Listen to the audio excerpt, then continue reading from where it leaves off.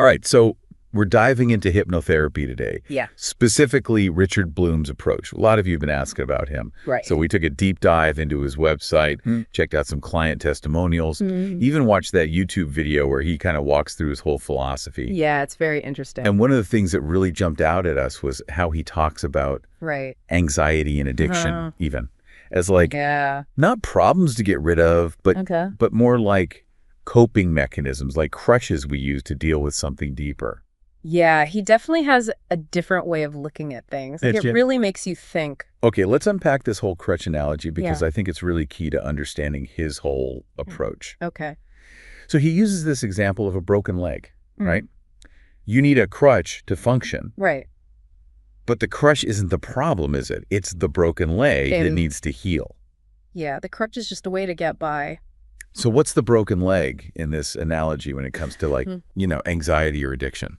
Well, I think for anxiety, it might be like that fear that keeps you from leaving the house. Or, for addiction, it could be maybe you're numbing some difficult emotions or something. It's that. Right. So it's that underlying thing that you're using that crutch to kind of avoid dealing with. Yeah, exactly.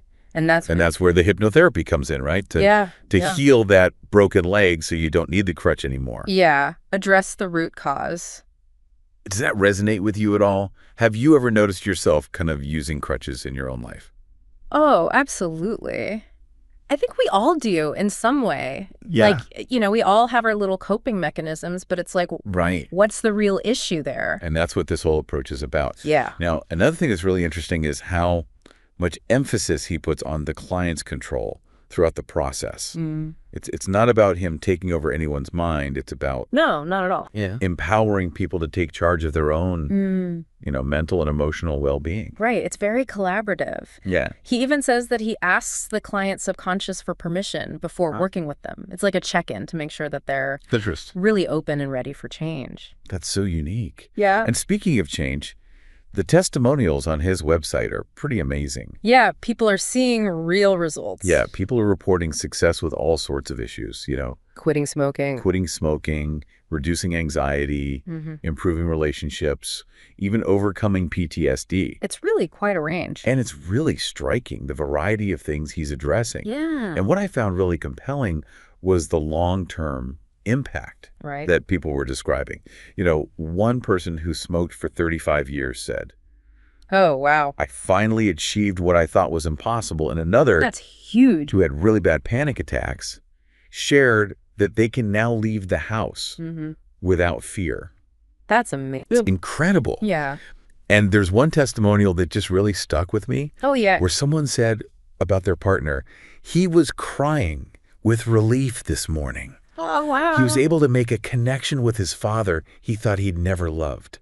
That's powerful. It just shows you the potential for really profound emotional shifts with this approach. It's not just about treating the symptoms. It's about, it really is deeper healing. And one of the that affects all areas of your life. Most intriguing things he talks about is this idea of unwinding emotional attachments. He claims he can even work with attachments to objects, not just people. Yeah. That's the part I'm still kind of I'm curious about that. Wrapping my head around. How does that work exactly? What does that even... Yeah. What are the mechanics of that? Yeah. And he also has this 6-week self-hypnosis course, which he calls Advanced Mind Management, that aims to give people practical tools they can use in everyday life. So it's not just for deep-seated issues in a therapy setting. It's for handling stress and anxiety and even those unwanted thoughts that can just pop up. Right. Everyday stuff. He even talks about using these techniques for being stuck in traffic. Oh, really? So no more road rage, maybe. That would be amazing. Right. And all of his sessions are done online. Interesting. He argues it's actually even more effective than face-to-face therapy. More effective? How's that? He talks about the convenience and the privacy. Yeah. But he also suggests there's something about the online format that actually enhances the therapeutic process itself. Interesting. And he also mentions that clients only need to answer yes or no during sessions. Oh, wow. So I wonder if maybe that's part of it. Maybe it allows for a deeper focus on the internal experience without the pressure to articulate all these complex emotions. Yeah, you're not trying to find the right words. It's just a very simple... It's a pure kind of... Yes or no? Interesting. It's a very minimalist communication style. It makes you wonder if that simplicity somehow allows for a deeper connection with the subconscious. It could be. It's worth exploring further, for sure. Yeah, it makes you wonder if there's something about simplifying things that allows for a deeper connection. And speaking of exploring further, you mentioned how Richard doesn't see addictions as something to just be taken away. Right. He goes into quite a bit of detail about that in that YouTube video. Yeah, he does. And it ties back into that broken leg analogy, doesn't it? He talks about addressing addiction in 2 stages. Right. Like you don't just throw away the crutches. You got to make sure the leg can hold you up first. Exactly. So the first stage is all about understanding why that crutch is needed in the first place. What's the underlying? What void is that substance or behavior filling? Right. What need is it meeting?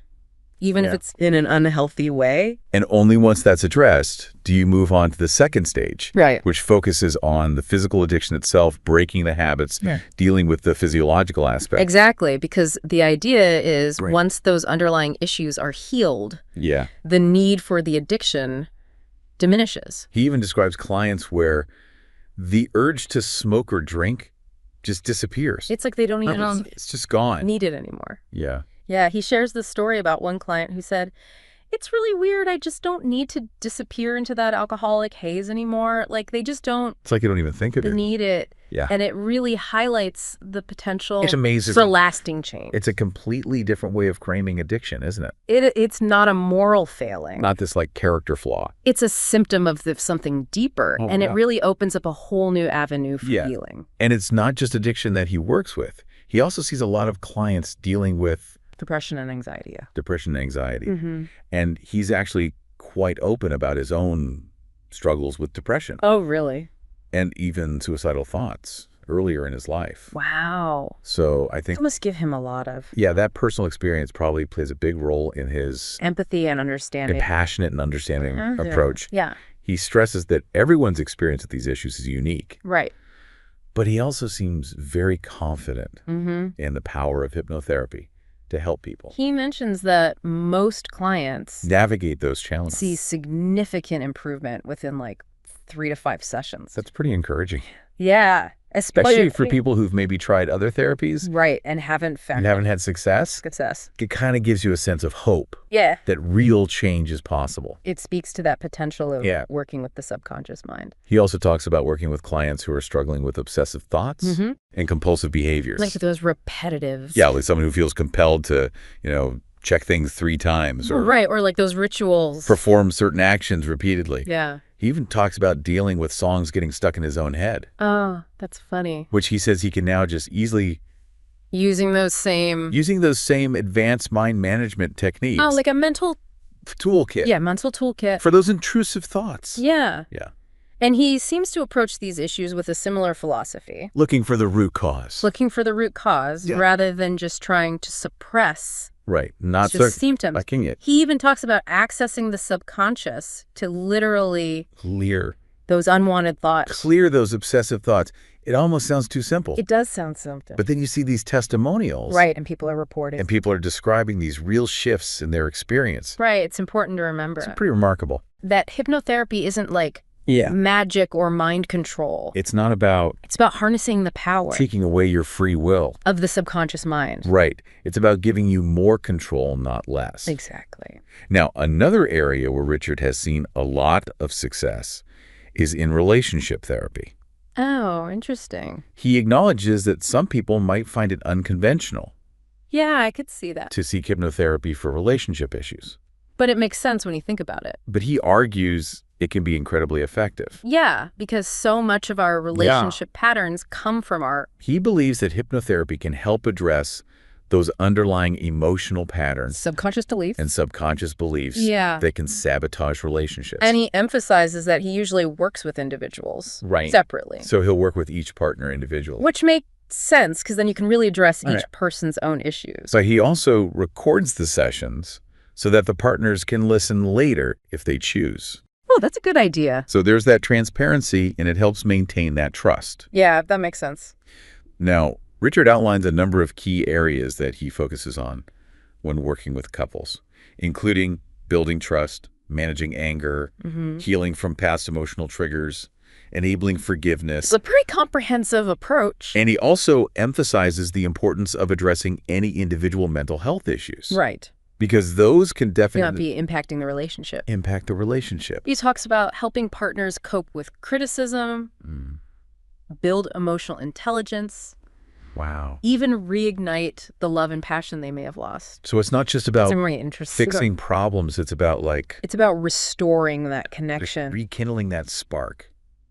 And of course, he also mentions helping clients unwind emotional attachments to past relationships. Right. There it is again. That might be hindering their current ones. So it's that same thread that keeps popping up. It's a common theme. In all these different contexts. It's a powerful concept, this idea that we can it makes you question disentangle ourselves from the past. What we truly have control over when it comes to our feelings. Yeah, maybe we have more agency than we think. It really makes you think about the possibilities. It does. For growth and healing. Yeah, it really does make you think. Like, what if we could actually choose how we feel? Right. Like maybe we have more control over our emotions than we realize. Yeah, that's a powerful idea. So I guess, after exploring Richard Bloom's website and listening to him talk about his approach, like, what are your overall impressions? Well, I have to say, I'm really impressed. Like, you can really tell that he genuinely wants to help people. Yeah. He seems to approach his work with a lot of compassion and understanding. I agree. And I like that it doesn't feel like a one-size-fits-all approach, Right. He really seems to tailor his methods to each individual client. Yeah, and he doesn't shy away from the tough stuff. Right. He seems comfortable working with a huge range of issues. Addiction, relationship problems, those deep emotional attachments we were talking about. And have focus on healing the leg, not just removing the crutch. Yeah, that's what really stands out to me. It's about getting to the root of the problem, right? Not just quick fixes. Exactly. It's about lasting change. So for our listener who's been curious about Richard Bloom and his approach to hypnotherapy, what would you say is the key takeaway here?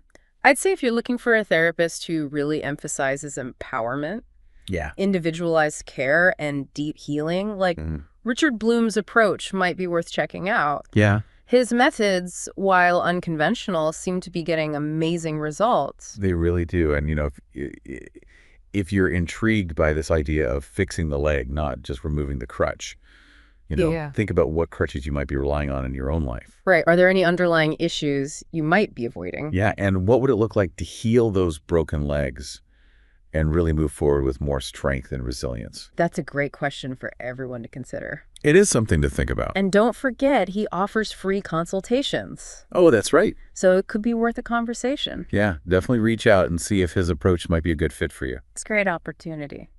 Well, this has been fascinating as always. Thanks for exploring this with me. My pleasure. And to our listener, keep exploring, keep learning, and keep diving deep into the things that spark your curiosity. Absolutely. We'll see you next time.